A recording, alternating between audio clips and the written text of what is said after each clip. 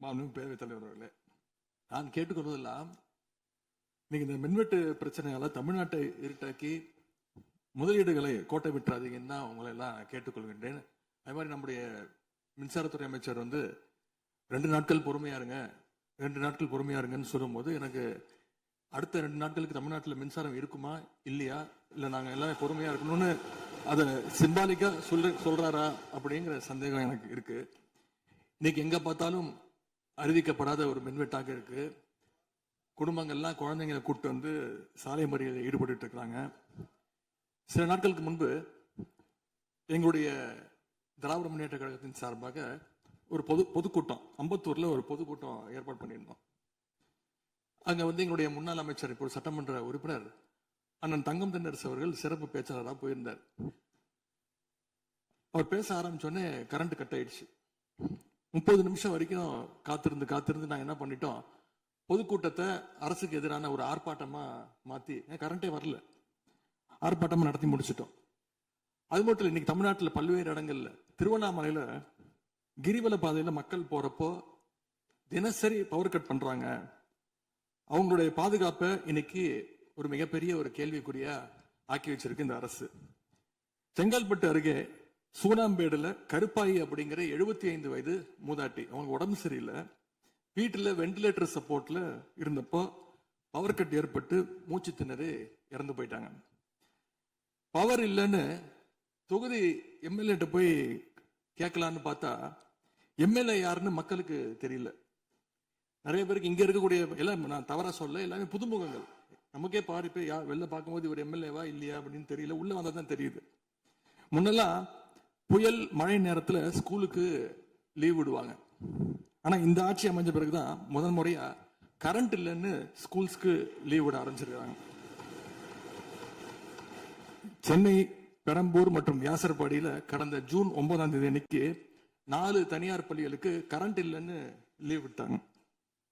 முன்னாடி மழை வர்றப்பெல்லாம் ஸ்கூல் பசங்க டிவி ஆன் பண்ணி இன்னைக்கு ஸ்கூல் இருக்கா இல்லையான்னு தெரிஞ்சுப்பாங்க. ஆனா இப்பெல்லாம் டிவி ஆன் பண்ண முடியலன்னு தெரிஞ்சுக்கிறாங்க, சரி இன்னைக்கு கரண்ட் இல்லை, இன்னைக்கு ஸ்கூல் லீவ் தான் அப்படின்னு. ஸோ ஒரு மிகப்பெரிய ஒரு அட்வான்ஸ் டெக்னாலஜி இந்த அரசு உருவாக்கி இருக்கு. எதிர்கட்சியான எங்க பொதுக்கூட்டத்துல தான் பவர் கட் ஆகுதோன்னு நான் கூட நினைச்சிட்டு இருந்தோம், வருத்தப்பட்டோம்.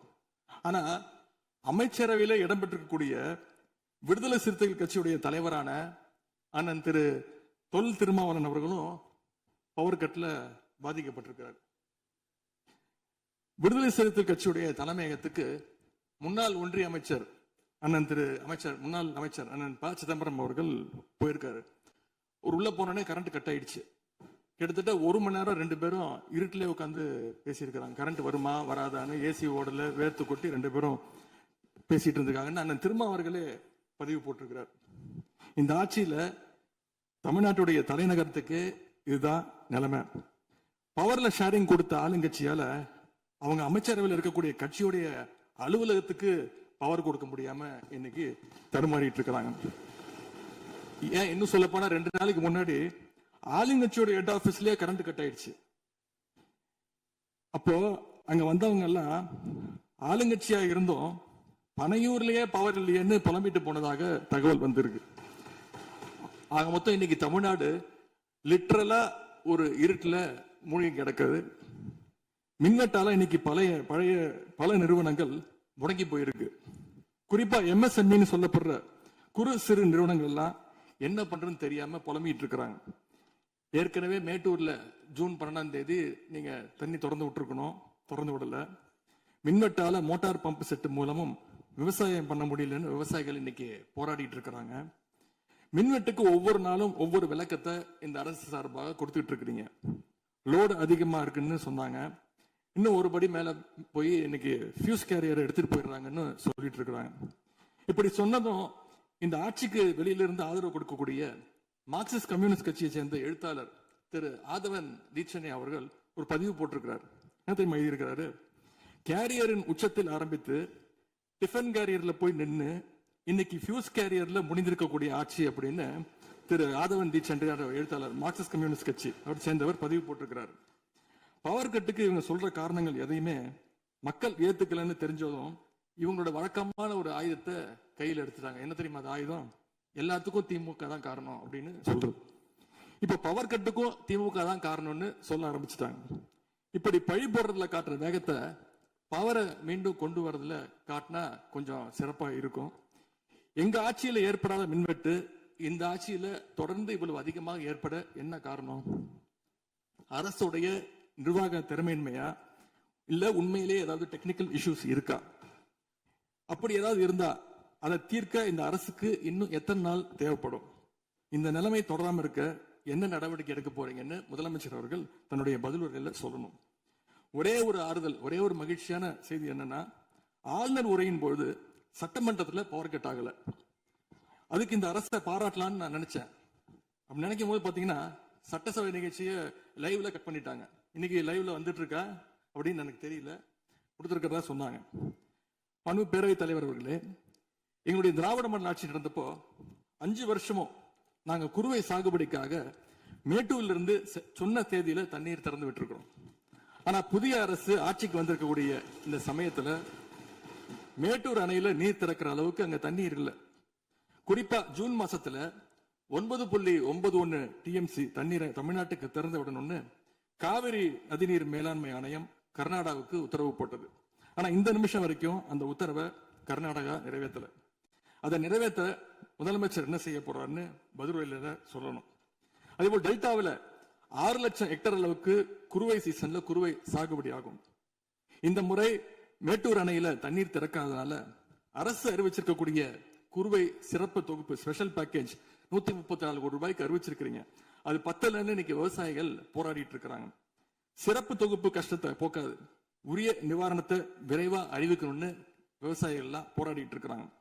அதனால டெல்டா விவசாயிகளின் சார்பாக ஒரு கோரிக்கையை முதலமைச்சர் அவர்களுக்கு வைக்க விரும்புகிறேன். தமிழ்நாடு முழுக்க போராடிட்டு இருக்கக்கூடிய அனைத்து விவசாய சங்க பிரதிநிதிகளையும் அழைச்சு முதலமைச்சர் அவசரமாக ஒரு ஆலோசனை கூட்டத்தை நடத்த வேண்டும். காலதாமதம் இல்லாம விரைவா அந்த கூட்டம் நடத்தப்பட வேண்டும்னு கோரிக்கை வைக்கிறேன். அவங்களுடைய கோரிக்கைகளை நிறைவேற்றி கொடுக்கிறதுக்கான அனைத்து நடவடிக்கைகளையும் அரசு எடுக்க வேண்டும். விவசாயிகளுக்கு இன்னொரு பெரிய பிரச்சனையும் ஏற்பட்டிருக்கு. தேர்தலுக்கு முன்பு நீங்க சொன்ன வாக்குறுதி 5 ஏக்கர் வரைக்கும் நிலம் வச்சிருக்கிற விவசாயிகளுக்கு முழுமையான பயிர்க்கடி தள்ளுபடின்னு நீங்க தான் சொன்னீங்க.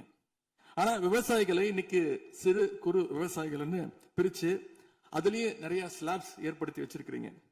1 லட்சம் அளவுக்கு கடன் வாங்கி இருந்தா 5000 ரூபாய் வரைக்கும் தான் தள்ளுபடி கிடைக்கும் அப்படின்ற நிலைமையை இன்னைக்கு உருவாக்கி இருக்கீங்க. அதுக்கப்புறம் அதுலயும் ஒரு சேஞ்ச் கொண்டு வந்தீங்க. 75,000 ரூபாய் வரைக்கும் வாங்கினவங்களுக்கு முழு தள்ளுபடின்னு சொல்லி இருக்கிறீங்க. இப்போ அதுல இன்னொரு சேஞ்ச் என்னன்னா, ஒரே குடும்பத்தில் உள்ள 3 நபர்கள் வரை கடன் பெற்றிருந்தாலும் தற்பொழுது ஒரு குடும்ப அட்டைக்கு ஒரு வேளாண் கடன் மட்டுமே தள்ளுபடி செய்ய அரசாணை வழங்கப்பட்டிருக்கு. எங்களுடைய ஆட்சியில, கடந்த கால ஆட்சிகள்ல இதெல்லாம் முழு தள்ளுபடி கொடுத்திருக்கிறோம். எனவே அதையும் இந்த விவசாயிகளை இதுக்கு மேல குழப்பாம இந்த அரசு முடிவெடுக்க வேண்டும் என்று நான் கேட்டுக்கொள்கின்றேன். அரசினுடைய இந்த ஏமாற்று அறிவிப்பை கண்டிச்சு போராட்டம் நடத்தின விவசாயிகள் மேல தடியடியும் நடத்தியிருக்கீங்க. தேர்தல் பிரச்சாரத்தின் போது முதலமைச்சர் சொன்னாரு, எனக்கு இன்னொரு ஜென்மம் இருந்தா நான் விவசாயியா பிறக்கணும்னு ஆசைப்படுறேன்னு முதலமைச்சர் சொல்லியிருக்கிறார். ஆனா இன்னொரு பக்கம் விவசாயிகள் மேல தடியடியும் நடத்தியிருக்கீங்க. விவசாயியா பிறக்க இன்னொரு ஜென்மம்லாம் தேவையில்லை, எப்ப நினைச்சாலும் போய் விவசாயி ஆயிடலாம். ஆகவே வெற்று வார்த்தைகளால விவசாயிகளை ஏமாத்தாம இந்த அரசு செயல்படணும்னு நாங்க விரும்பி கேட்டுக்கொள்கின்றோம். மேட்டூர் அணையை திறக்காது, மேகதாது அணை பிரச்சனை, பயிர்க்கடன் தள்ளுபடியில ஏமாற்றம்னு இந்த 1 மாசத்துல மட்டும் விவசாயிகள் பல சோதனைகளை சந்திச்சிருக்கிறாங்க. ஆனால் பேரவைத் தலைவர் அவர்களே, இன்னொரு முக்கியமான விஷயம், இந்த ஆட்சியில அரசு பள்ளிகள்ல நடக்கிற கூத்தெல்லாம் பார்க்கும்போது ரொம்ப அதிர்ச்சியாக இருக்கின்றது. முன் எப்போதும் இல்லாத வகையில அரசு பள்ளிகளுக்குள்ள சட்டமன்ற உறுப்பினர்கள் போறாங்க. தப்பில்ல, போகணும், ஆய்வுகள்லாம் செய்யணும். ஆனா பள்ளி மாணவர்கள் மத்தியில மோசமான கருத்துக்களை கொண்ட பாடல்களை எல்லாம் ஒளிபரப்பி எல்லாரும் டான்ஸ் ஆட சொல்றாங்க. முதலமைச்சரோட போட்டோ மாற்றுறதோ பாடல் போடுறதோ இங்க பிரச்சனை கிடையாது. ஆனா அவங்க என்ன பாட்டை மாணவர்கள் மத்தியில போடுறாங்க அப்படிங்கிறது தான் இங்க இருக்கக்கூடிய பிரச்சனை. மாணவர்களுக்கு தன்னம்பிக்கையும் ஊக்கமும் அளிக்கிற மாதிரியான கருத்தான பாடல்களை போட்டா பரவாயில்ல. ஆனா சினிமா படங்கள்ல வர குத்து பாடல்கள், தவறான அர்த்தம் கொண்ட பாடல்கள் எல்லாம் குழந்தைகள் மத்தியில ஒளிபரப்பி அதை ஏற்கவே முடியாது. எனவே முதலமைச்சர் தலையிட்டு உடனே இதை நிறுத்தணும்னு கேட்டுக்கொள்கின்றேன். அடுத்து மிக முக்கியமான ஒரு பிரச்சனை இந்த அரசின் கவனத்துக்கு கொண்டு வர விரும்புகிறேன். இன்னைக்கு தமிழ்நாட்டுடைய சட்டம் ஒழுங்கு நிலைமை எப்படி இருக்குன்னு செய்திகளை பார்த்தா அவ்வளவு கொடூரமாக இருக்கிறது. ஒரு மாசத்துல 200க்கும் மேற்பட்ட பாலியல் குற்றங்கள் நடந்திருக்கு. அதுல 100க்கும் அதிகமான குற்றங்கள் சிறுமிகள் மீதான பாலியல் வன்கொடுமைகள். ஜனநாயக நடைமுறைக்கு எதிராக குழந்தைகளை பயன்படுத்தி பெரியவங்க கிட்ட வாக்கு கேட்டார் என்று இருக்கக்கூடிய முதலமைச்சர். ஆனா அவர் ஆட்சியில குழந்தைகளுக்கும் பாதுகாப்பு இல்ல, பெரியவங்களுக்கும் பாதுகாப்பு இல்லைங்கிற நிலைமை இன்னைக்கு நடந்துட்டு இருக்கு. இந்த புதிய அரசு ஆட்சிக்கு வந்த ஒரு சில நாட்கள்லயே கோயம்புத்தூர்ல 10 வயது பெண் குழந்தைய பாலியல் வன்கொடுமை செஞ்சு கொலை பண்ணியிருக்கிறாங்க. முக்கியமா தமிழ்நாட்டையே உலுக்கிய ஒரு கேஸ், கும்மிடிப்பூண்டியில ஒரு 3 வயது குழந்தை பாலியல் வன்கொடுமை செய்யப்பட்டு புதர்ல வீசப்பட்டு அதன் பின்பு அந்த குழந்தை இறந்தும் போயிடுச்சு. இந்த சம்பவத்துக்கு நீதி கேட்டு அங்க இருக்கக்கூடிய மக்கள்லாம் போராட்டத்துல இறங்கிட்டாங்க. கோயம்புத்தூர்லயும் சரி, கும்மிடிப்பூண்டியிலயும் சரி, 2 சம்பவத்திலுமே மரணமடைஞ்ச குழந்தைகளுடைய உடலை பெற்றோர்கிட்ட முறையா கொடுக்காம வேற இடத்துல காவல்துறை மூலமாகவே அடக்கம் பண்ணிருக்கிறாங்க. இதையெல்லாம் பாக்குறப்போ நாம இன்னைக்கு தமிழ்நாட்டில் தான் இருக்கிறோமா, இல்ல உத்தரப்பிரதேசம், மத்திய பிரதேசம் மாதிரி வடநாட்டில் இருக்கோமான்னு எங்களுக்கு சந்தேகம் வருது. சிங்கப்பெண் படைன்னு ஒரு திட்டத்தை முதலமைச்சர் அவர்கள் தொடங்கினார்.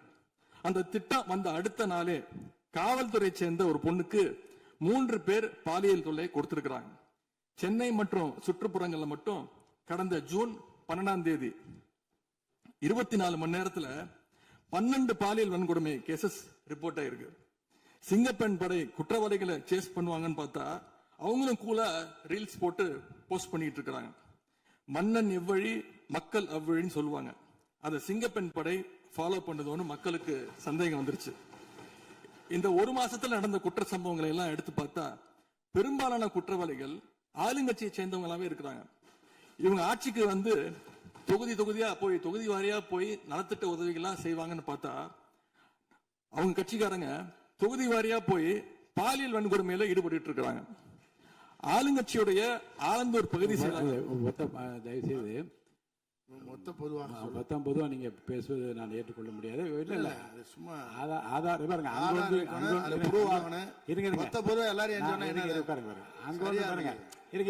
உட்காருங்க. அங்கொன்று இருங்க.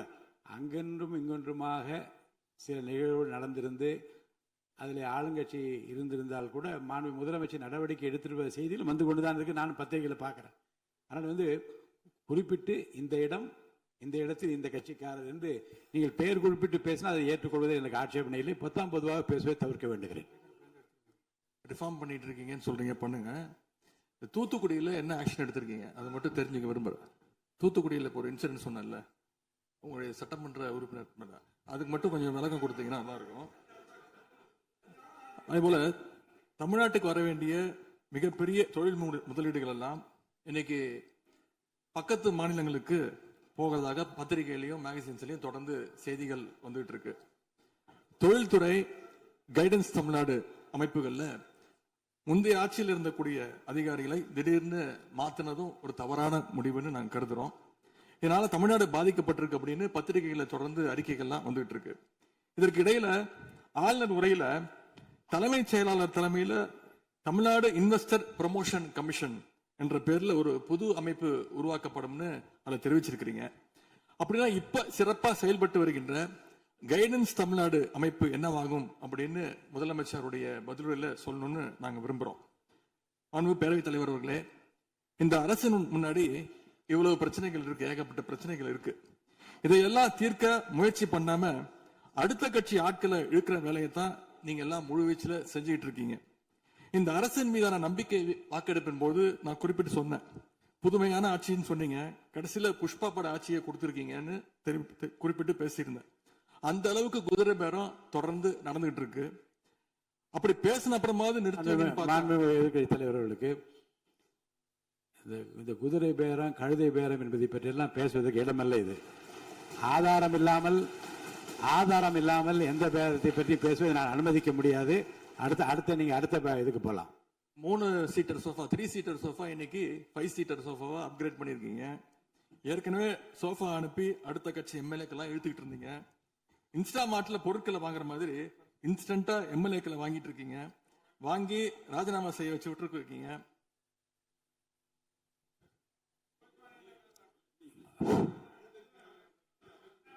இல்ல நான் என்ன சொல்றேன், எந்த பேரத்தையும் பற்றி இங்க பேச அனுமதி கிடையாதுன்னு தான் நான் சொல்றேன்.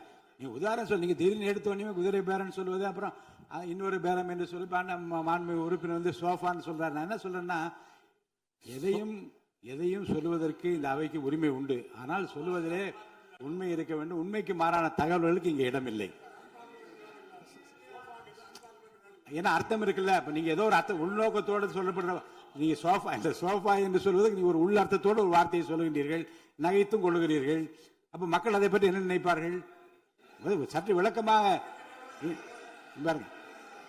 ஆதாரம் இல்லாமல் சொல்லப்படுகிற எந்த வார்த்தைக்கும் எந்த குறிப்புக்கும் இங்க இடமில்லை. மாண்புமிகு எதிர்க்கட்சி தலைவர், நீங்க தொடர்ந்து பேசலாம். ஊழல் சக்தின்னு சொல்லிட்டு அதே எம்எல்ஏக்களுக்கு இன்னைக்கு ஒரு மச்சத்தை மட்டும் வச்சுட்டு இன்னைக்கு தூய சக்தியா நீங்க மாத்திட்டீங்க. அதனால எங்களுடைய தலைவர் சமீபத்தில் சொன்னாரு, தீர்ந்து போன சக்திகள்கிட்ட திருடுற அளவுக்கு காஞ்சி போன சக்தியா இன்னைக்கு இந்த ஆட்சியாளர்கள் இருக்கிறாங்க. ஆகவே இந்த குற்றச்சாட்டுகளுக்கு முதலமைச்சர் அவர்கள் தன்னுடைய பதில் உரையில அவர் விளக்கம் அளிப்பார்னு நாங்க நம்புறோம்.